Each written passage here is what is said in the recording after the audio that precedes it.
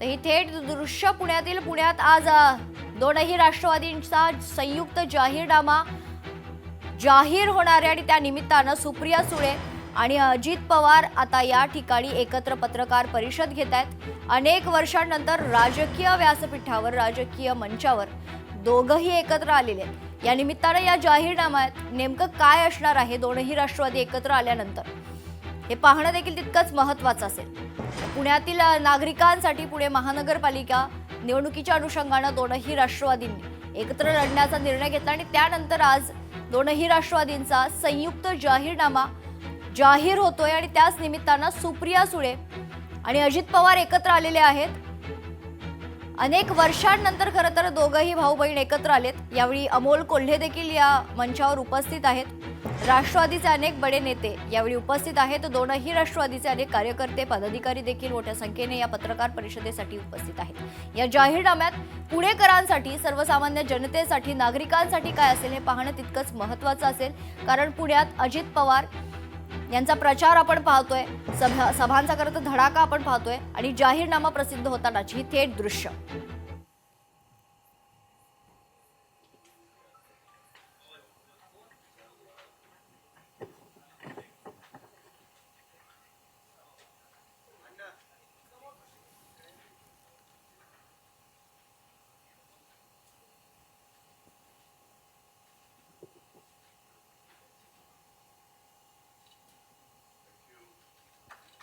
आपण या ठिकाणी पाहिलं असेल, अष्टसूत्री प्रगतीची अष्टावधी नेतृत्वाची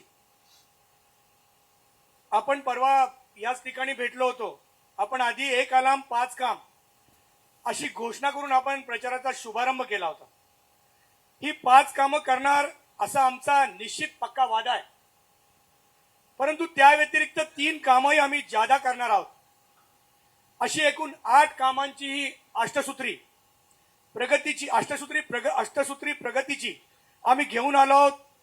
ही अष्टसूत्री आदरणीय दादा, आदरणीय ताई आपल्या समोर काहीच वेळात मांडतील।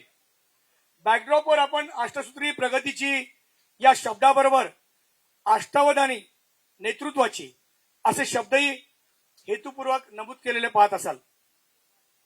अष्टावधानी म्हणजे ज्यांच्याकडे 8 विशेष गुण आहेत ती व्यक्ती, आणि आपण लक्षात घ्यायला पाहिजे की ते 8 गुण म्हणजे तीव्र स्मरणशक्ती, कामात एकाग्रता, अनेक विषय एकाच वेळी हाताळण्याची क्षमता, हातोटी, कार्यतत्परता म्हणजेच वेगवान निर्णय, वेगवान कृती, तर्कशक्ती, भाषा प्रभुत्व, नवनिर्मितीचा आस आणि नवनिर्मितीची ध्यास, आणि शेवटचा महत्वाचा गुण म्हणजे किती वादळ वारे येवोत त्यावर मात करून प्रवास सुरू ठेवायचा, किनारा गाठायचा आणि त्यासाठी स्थिर राहण्याचा मानसिक स्थैर्याचा गुण। मित्रांनो, हे 8ही गुण मान्य आदरणीय पवार साहेब, आदरणीय अजितदादा, ताई यांच्या ठिकाणी आहेत। यासाठी आपण निश्चितच सहमत व्हाल। जाहीरनामा म्हणजे नेतृत्वाची प्रगतीची अष्टसूत्री आहे असे आम्ही म्हटलेले आहे। आदरणीय दादा, आदरणीय ताई, सर्व मान्यवर या आदरणीयांच्या शुभ हस्ते आजचा जाहीरनामा त्यांनी प्रकाशित केलेला आहे। मी या ठिकाणी आपल्या सर्वांशी आदरणीय अजितदादांनी संवाद साधावा अशी मी त्यांना विनंती करतो।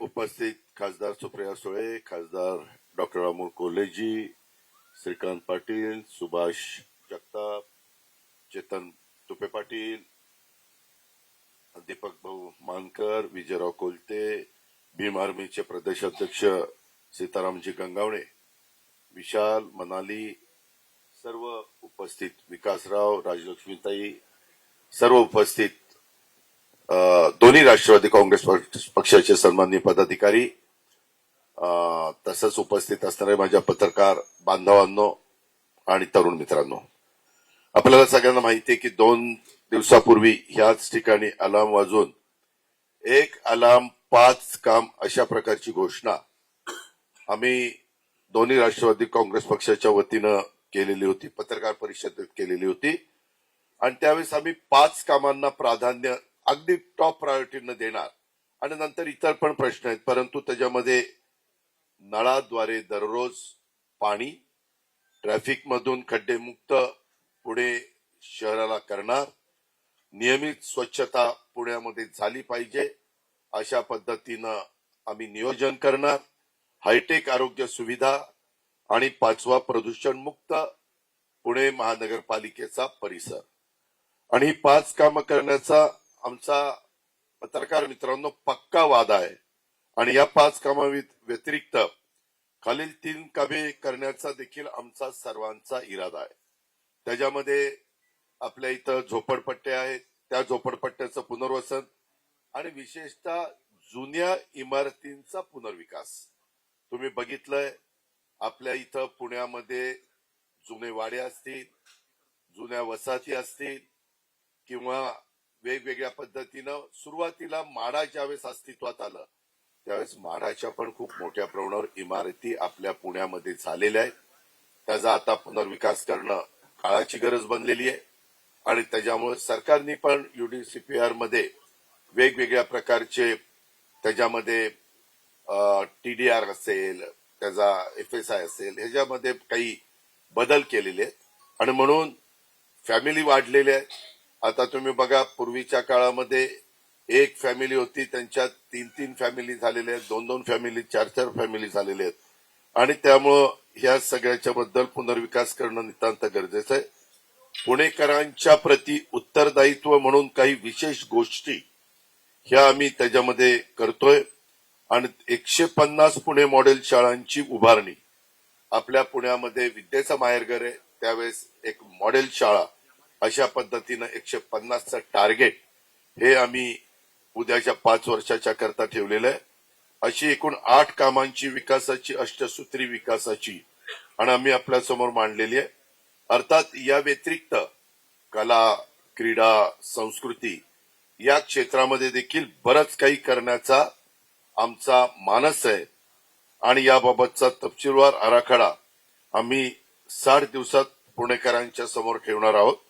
या जाहीरनाम्याच्या ठळक बाबी ह्या मी आपल्या सगळ्यांच्या समोर ठेवलेल्या आहेत आणि त्याचं विवेचन मी आता आपल्या समोर करतो. हे जाहीरनामा तुम्ही आता बघितल्यानंतर तुमच्या सर्वांच्या लक्षामध्ये येईल की काही बाबतीमध्ये तुम्हाला प्रश्न देखील पडेल की बाबा हे कसं तुम्ही करणार आहे. आता उदाहरण जर सांगायचं म्हटलं तर अष्टसूत्री प्रगतीचा अष्टावधानी नेतृत्वाची 5 कामं पक्का वादा, 3 कामं करू जादा अशा पद्धतीचं हे सगळं आहे. आता या संदर्भामध्ये आपल्याला दररोज नळाद्वारे पाणी हे अशक्य गोष्ट नाही. आता इथं डॉक्टर कोल्हे साहेब बसलेले आहेत, इतर मान्यवर आहेत, सुप्रिया सुळे आहेत. त्यामध्ये काय झालंय, काही आपला नवीन गावांचा परिसर आला त्याच्यामध्ये पत्रकार मित्रांनो इतक्या मोठ्या प्रमाणावर टँकर माफिया, नवीन गावं जाऊ द्या, वडगाव शेरी परिसरामध्ये देखील खूप मोठ्या प्रमाणावर टँकरची समस्या आहे. तर सुनील टेंगरे बसले, बाकीचे आमचे मान्यवर बसलेले, ते पण सगळेजण कबूल करतील. आणि मला इतक्या सोसायटी धारक आता भेटतायत या निवडणुकीच्या निमित्तानं, सकाळी अर्ली मॉर्निंग येऊन भेटतायत. त्याच्यामध्ये वाघोली वेलफेअर सोसायटी का रे असोसिएशन ते पण मला भेटले.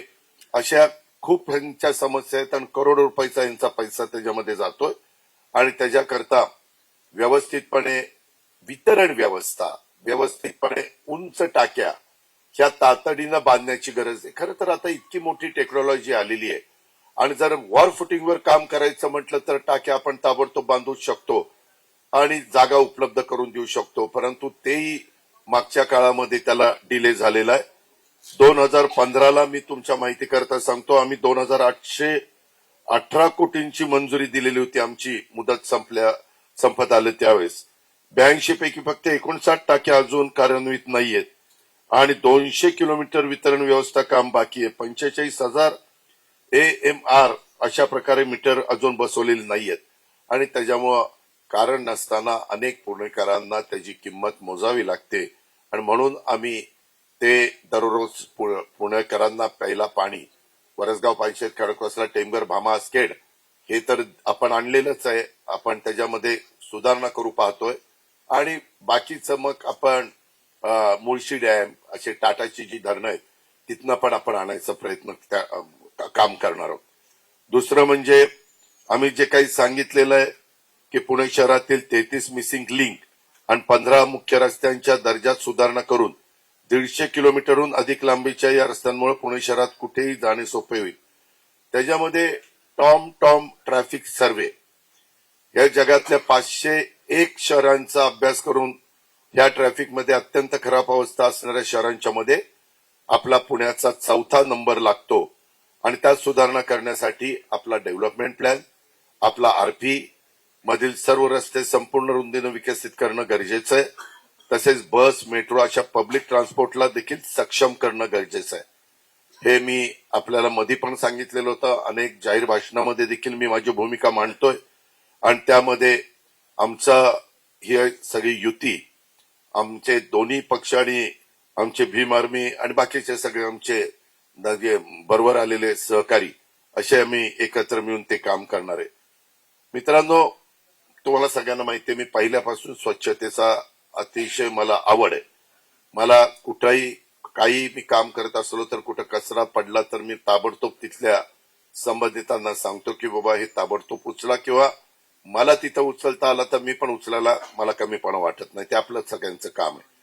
सर्वेक्षण जे स्वच्छ सर्वेक्षण 2024-25 मध्ये त्याच्यात इंदूर असेल, देशातलं सुरत असेल, नवी मुंबई असेल, हे फार वरच्या क्रमांकावर आलेत आणि त्यामध्ये साधारण सोसायट्यांनी स्वतःचा कचरा स्वतः प्रोसेस केला आणि सोलर वापरले तर सोसायटीच्या कॉमन मालमत्ता करात देखील आपण 20% सवलत देण्याचा निर्णय घेतलाय.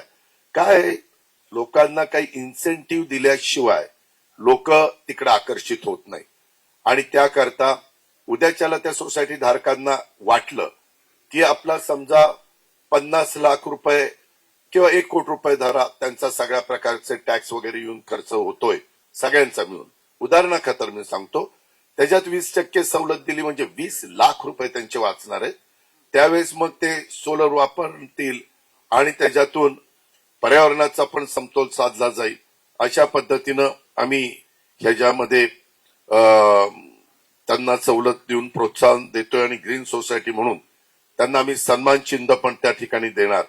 त्याकरता आमच्या इथले जे स्थानिक नेतृत्व आहे ज्यांच्या हातामध्ये पुणे महानगरपालिकेचा कारभार आहे त्या गोष्टीला आमचा त्या ठिकाणी विरोध आहे आणि म्हणून मी आपल्याला सगळ्यांना सांगेन की आज इतक्या मोठ्या प्रमाणावर आपल्याला बेड हे उपलब्ध करावे लागणार आहेत. त्याचबरोबर इतर पण काही उपक्रम आम्ही घेतलेले, उदाहरणार्थ आपल्या पीएमसीच्या अखत्यारीमध्ये भारतरत्न अटल बिहारी वाजपेयी वैद्यकीय महाविद्यालयाला अत्याधुनिक बनवण्याचं काम, स्वतंत्र कर्करोग रुग्णालयाची उभारणी, अत्याधुनिक बर्न वॉर्ड सुविधा. आपल्याला माहितीये की जर कुणी भाजलेले पेशंट आले तर सूर्या हॉस्पिटल इथं प्रथम प्राधान्य दिलं जातं, परंतु त्याचबरोबर अनेक ठिकाणी या घटना घडतात म्हणून बर्न वॉर्डची पण सुविधा केली गेली पाहिजे.